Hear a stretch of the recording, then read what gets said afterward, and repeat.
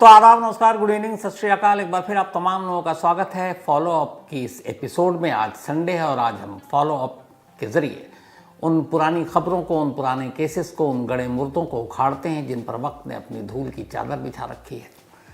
आज की जो कहानी है फॉलो अप में, वो कहानी एक IPS अफसर की है, वो कहानी एक हाई कोर्ट के रिटायर्ड जज की है और वो कहानी एक वकील की है।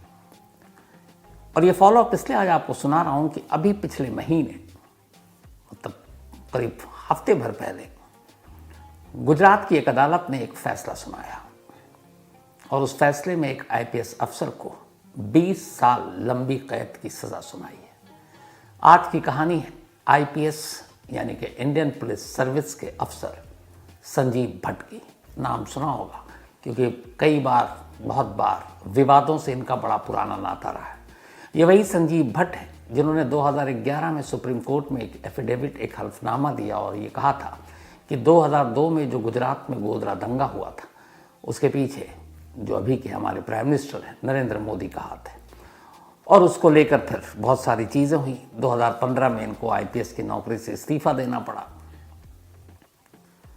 और इस वक्त ये IPS संजीव भट्ट जेल की सलाखों के पीछे, एक नहीं 2 बड़े मामलों में। लेकिन आज की कहानी आज के पहले केस से। बात 1996 की है और बात है गुजरात की एक जगह है पालनपुर की। पालनपुर में एक होटल था। उस होटल में अक्टूबर का महीना 1996, पालनपुर के तब सुपरिंटेंडेंट ऑफ पुलिस यानी SP थे संजीव भट्ट। उनको खबर मिली कि होटल के एक खास कमरे में एक शख्स ठहरा है और उसके बाद करीब उसके पास 1.5 किलो अफीम है। पुलिस की टीम, वहाँ के डिप्टी SP, ये सब मौके पर पहुँच जाते हैं और वहाँ जाने के बाद एक शख्स को गिरफ्तार करते हैं और गिरफ्तार करने के बाद उसके पास से 1.5 किलो अफीम बरामद करते हैं। अब जिस शख्स को गिरफ्तार किया गया था उसका नाम था राज पुरोहित और राज पुरोहित पेशे से एक वकील। जब गिरफ्तार किया गया, 1.5 किलो की बरामदगी दिखाई गई। इसके बाद जो टीम ने गिरफ्तार किया उसमें जो डिप्टी SP, इन लोगों को इनाम भी मिला उस वक्त। लेकिन कहानी में ट्विस्ट तब आई जब राज पुरोहित ने एक मजिस्ट्रेट के सामने अपना बयान दिया और उस बयान ने हंगामा खड़ा कर दिया। उसने कहा कि मैं उस दिन जिस तारीख को ये होटल में रेड मारा, इन्होंने छापा मारकर अफीम बरामद किया, मैं वहाँ था ही नहीं, मैं तो कहीं और था। और ये पूरी साजिश सिर्फ इसलिए है कि इसी पालनपुर में एक दुकान है और उस दुकान पर गुजरात हाई कोर्ट के एक रिटायर्ड जज की नज़र है।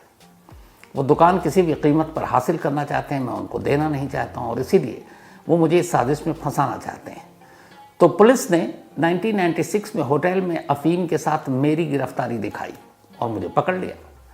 पकड़ने के बाद पुलिस ने बहुत टॉर्चर किया और फिर उसने कहा, देख, तो अगर ये दुकान छोड़ देता है, जज साहब को दे देता है, तो फिर हम तुझे इस केस से निकाल देंगे, वरना NDPS एक्ट में लंबा तू जेल जाएगा।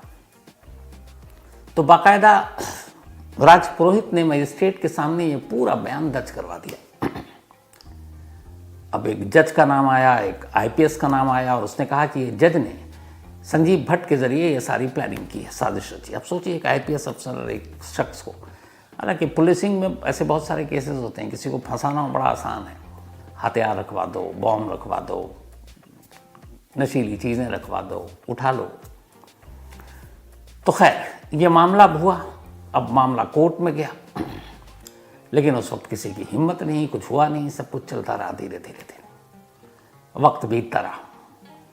बाद में इस मामले में चार्जशीट दाखिल हुई। जब चार्जशीट दाखिल हुई तो जो जज साहब थे, जो असल में इस पूरी साजिश के पीछे, क्योंकि उन्हीं की दुकान खाली कराने के लिए सब कुछ हुआ, चार्जशीट से उनका नाम गायब। अब वो जज साहब कहीं सीन में नहीं।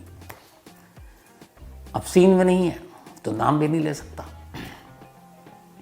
मामला जज कोर्ट का है भाई।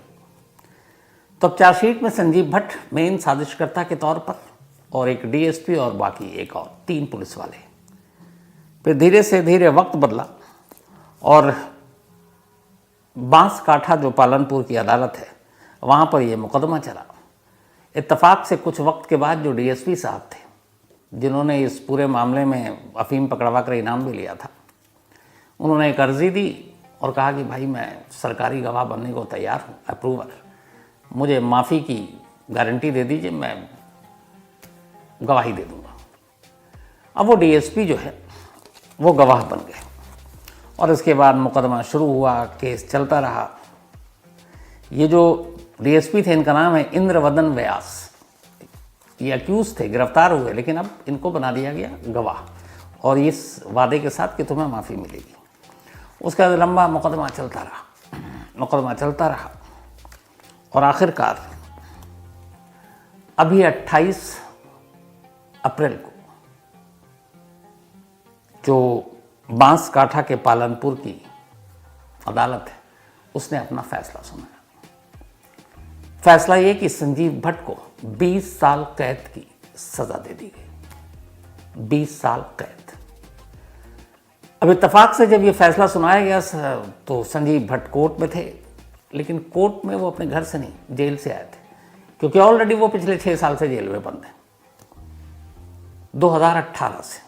अब 2018 से वो जेल में बंद हैं और अब 28 अप्रैल 2024 को एक कोर्ट ने उन्हें ये सारी चीज़ें एक प्लान करके एक वकील को फंसाने और ड्रग्स दिखाने के इल्ज़ाम में एनडीपीएस के धारा के तहत 20 साल सज़ा सुना दी। अब सवाल है कि फैसला 28 अप्रैल को है और 20 साल की सज़ा उनको अब हुई, तो ये 18 से जेल में क्या कर रहे थे। तो आगे बढ़ो, उससे पहले वो पुरानी एक कहानी भी इनकी सुन लीजिए। पुरानी कहानी इस कारण से 1996 में ये जो ड्रग्स मारकर एक वकील को छुपाने मतलब फंसाने की कोशिश की गई थी, उससे ठीक 6 साल पहले की है। 1996 में संजीव भट्ट पालनपुर में सुपरिंटेंडेंट ऑफ पुलिस थे और उससे पहले 1990 में ये गुजरात में एएसपी थे,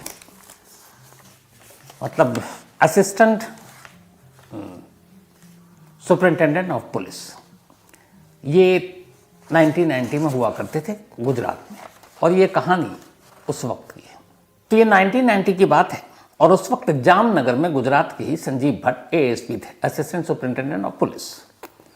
और ये 1990 का वो दौर था जब याद होगा आपको, लाल कृष्ण आडवाणी जी रथ यात्रा निकाल रहे थे और उस रथ यात्रा की वजह से पूरे देश में एक तनाव टेंशन भी था और कहीं कहीं यात्रा को रोका गया। उसके बाद पूरे देश में धरना प्रदर्शन, विरोध प्रदर्शन भी शुरू हुआ, कई जगह दंगे हो गए थे। तो वैसे ही कुछ आंच जामनगर में भी पहुंची, विरोध प्रदर्शन, धरना शुरू हो गया था। और तब ये जामनगर के एएसपी हुआ करते थे संजीव भट्ट। तो जब वहाँ लॉ एंड ऑर्डर बिगड़ने लगा तो एक दिन करीब 113 लोगों को उठाकर संजीव भट्ट ने लॉकअप में डाल दिया और इन सब के ऊपर टाडा लगा दिया। उस वक्त टाडा कानून बड़ा सख्त कानून था। टाडा के बाद उसका पोता आया, यानी कि पोटा। लेकिन टाडा कानून ये था कि टेररिस्ट आतंकवादियों के लिए, लेकिन टाडा में जो गया फिर वो बेल भी नहीं है, तो वो जेल में ही सड़ेगा। तो इन्होंने 133 लोगों को उठाकर टाडा में डाल दिया। इसको लेकर बड़ा हंगामा हुआ, इसलिए कि आम लोगों पर टाडा क्यों, लेकिन धरना प्रदर्शन ये सारी चीज़ें हो रही थी। तो उसी 133 लोगों में एक शख्स थे जिनका नाम था प्रभुदास माधव जी। 39 साल उम्र थी 1990 में। तो प्रभुदास माधव जी, इनका बुक स्टोर का काम था। ये अपने घर पर थे अपने भाइयों के साथ और तभी कुछ पुलिस वाले घर में घुसे और इन 2 भाइयों को उठाकर थाने ले गए। और इनको उठाने वालों में खुद संजीव भट्ट भी थे जो उस वक्त एएसपी थे। थाने ले जाने के बाद इनको लॉकअप में रखा गया। लॉकअप में रखने के बाद सबकी खूब पिटाई हुई, मारा पीटा गया और मारने पीटने के बाद इनकी तबीयत बिगड़ी। फिर बाद में इनको अस्पताल ले जाया गया। जब अस्पताल ले जाया गया तो अस्पताल में उनकी मौत हो गई, प्रभुदास माधव जी की। तो ये मौत, जब उनका पोस्टमार्टम हुआ तो पोस्टमार्टम रिपोर्ट में आई कि ये पुलिस के टॉर्चर की वजह से इनकी डेथ हुई है। और उस डेथ की एक और वजह, जो असली मौत की वजह थी, वो ये थी कि पिटाई और डंडे और उठक बैठक कराने की वजह से उनकी किडनी डैमेज हो गई। तो बाकायदा पोस्टमार्टम रिपोर्ट में मौत की वजह पुलिस टॉर्चर लिख दी गई और किडनी की वजह से जान गई। तो इस पोस्टमार्टम रिपोर्ट के उस वक्त के जो डीएम थे, ये परिवार उन तक पहुंचा और उसने कहा कि भाई ये मौत की वजह साफ साफ लिखी हुई, इसका मतलब है कि ये हिरासत, पुलिस हिरासत में मौत है और कस्टडियल डेथ है, तो इसमें पुलिस वालों के खिलाफ एक्शन लेना चाहिए। और उस वक्त इंचार्ज थे संजीव भट्ट। तब ये मामला वहाँ गया तो जब डिस्ट्रिक्ट मजिस्ट्रेट ने कह दिया ठीक है, इसी शिकायत को जो इनके परिवार, इनके भाइयों ने दिया, इस पोस्टमार्टम रिपोर्ट के आधार पर उन्होंने कहा कि इसी को चार्जशीट बना दो। उसके बाद ये चार्जशीट अदालत में मंजूर हो गई। अब 1990 का मामला था, अदालत में पहुंच गया, लेकिन एक आईपीएस अफसर, आगे फाइल अब सर के ही नहीं। 1990 का मामला, करीब 25 साल बीत जाते हैं, 2015 आ जाता है। 2015 तक इस मामले में कुछ नहीं होता। 2015 में फिर इस मामले में सुनवाई शुरू होती है, और सुनवाई जब शुरू होती है तो ये 2015 में सुनवाई जो होती है, इसकी भी तारीख और उसका ध्यान दीजिए। 1990 में पुलिस कस्टडी में मौत हुई प्रभुदास माधव जी की, और पुलिस हिरासत में हुई क्योंकि संजीव भट्ट इंचार्ज थे। उसके बाद 2015 तक इस पे मतलब 13-14 तक तो कोई एक्शन ही नहीं लिया गया। होता ही है कि फिर 2011 में संजीव भट्ट पहुंचते हैं सुप्रीम कोर्ट, गोधरा दंगा के बारे में आए, वहाँ पे एफिडेविट देते हैं। 2015 में इनको फिर 13 में सस्पेंड कर दिया जाता है, ये कहते हुए कि आपने ड्यूटी में लापरवाही बरती, और दूसरा छुट्टी पे होते हुए आपने सरकारी, अपने निजी जो गाड़ी है ऑफिशियल व्हीकल, उसका आपने घरेलू इस्तेमाल के लिए इस्तेमाल किया।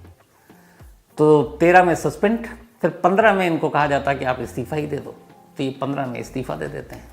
और उसके बाद 15 में ही अचानक वो 25 साल पुराना फाइल खुलता है कस्टोडियल डेथ का, और उसके बाद अदालत सज़ा सुनाती है जामनगर की, और उसमें संजीव भट्ट को उम्र कैद की सज़ा दी जाती है, उम्र कैद की।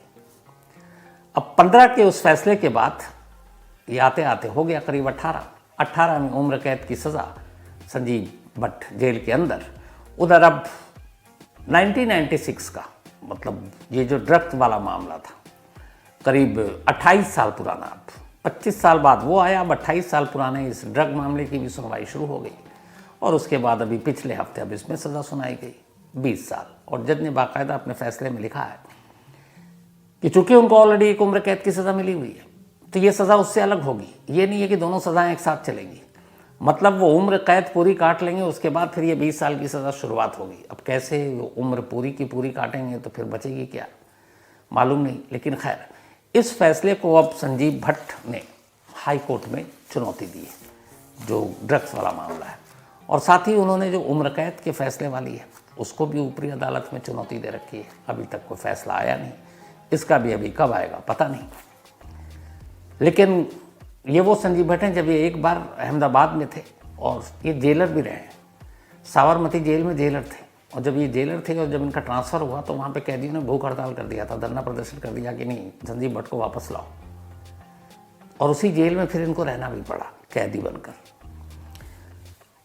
तो संजीव भट्ट, इनके फादर जो है वो एक टेक्सटाइल मिल में मैनेजर थे, पढ़ने लिखने में बचपन से अच्छे।